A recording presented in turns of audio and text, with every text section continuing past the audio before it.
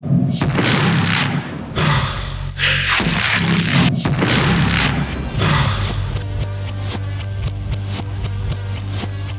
back to UNX Fast Forward, our daily show focused on everything ninja. I'm Kirsty Ganji. And I'm Ethan Swanson. Yesterday we released the first UNX Qualifier ever at Ultimate Ninjas Naperville, and we have 3 men and 3 women that are coming out to the first major on November 2nd from that qualifier. Yeah, like we talked about yesterday, there are 4 open qualifiers in order to get into this major, and if you want to make it to the championship, you have to be in the top 8 men or the top 8 women throughout all 3 of our majors to get into the championship. Right, and it all starts at the qualifiers. And from the qualifier yesterday, what an unreal course. 3 finishers only out of 64 athletes, 11 brutal obstacles. Yeah, I mean, Ethan and I designed the course, and we were going through the designs, coming up with all the obstacles, and we thought, like, I don't know, 5 to 7 maybe? Yes, I think we were shooting for around 5. But it was tough. Brutal. It was tough brutal. out there. Yeah, it was an extremely tough course. You know, one of the biggest ninja killers. Got to talk about the UFO catch. Yeah, I mean, it's so tough. There's a couple of different things working on there. I mean, not only just getting into the jumping spider, but then when you grab onto those rings, it changes the length of the swing. When you get to the front half of your swing, turns shorter, and then when you swing back, it extends again. So that kind of, I think, was messing with people. Yeah, which means when you hit the front swing, you get jolted a little bit, and then you get this really big, smooth backswing, and then as you come forward again, you get that jolt, and so it's very awkward to try and set up your lache to the UFO. Yeah, I mean, out of 64 competitors, 16 of them went out on this obstacle alone, and a lot of it was the grab on the UFO. You have to be so precise. If you're off by a little bit, it makes it almost impossible to hold on. Yeah, got to catch right in the center. If you're off, see ya. You're out of here. There's no tractor beam sending you back up to that UFO. That's it. You're out of there.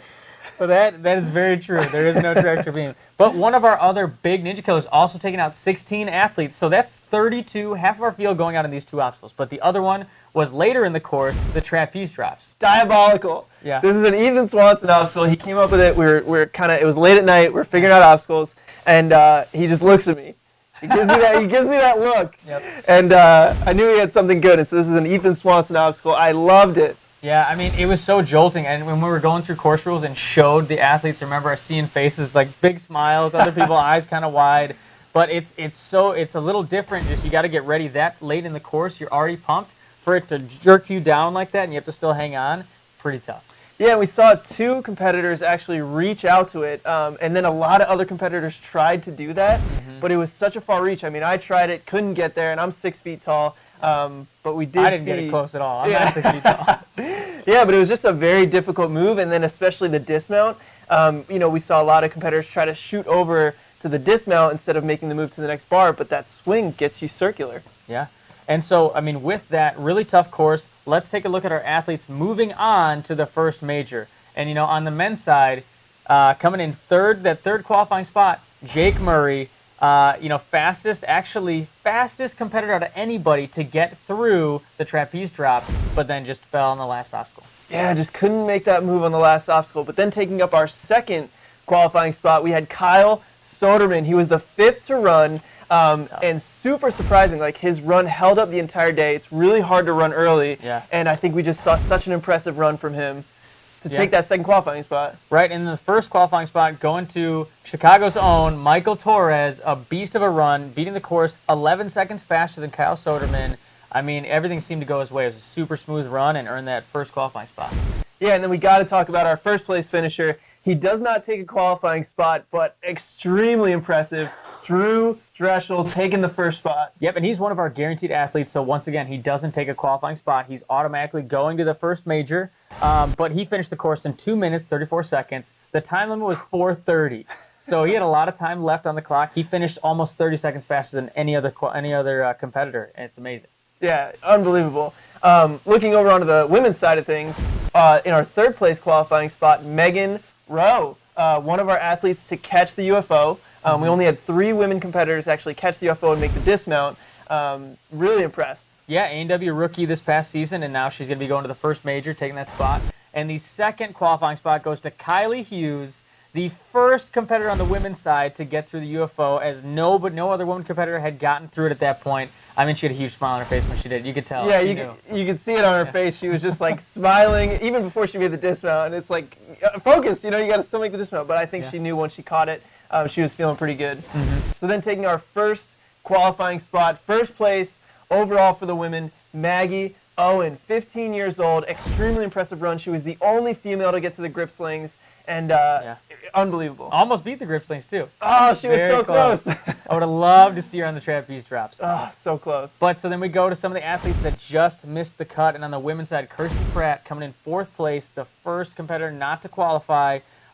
She actually got through the laches, got to the UFO faster than anybody else, any other competitor, by 20 seconds, which is a long time that early in the course. But she catches the UFO and just couldn't get that dismount, tried to get her feet up, couldn't get them up, and just couldn't pull it together. Yeah, and then on the men's side of things, just missing out on that qualifier spot, we had Sam Fossum. He's 16 years old. Yeah. He was having an incredible run.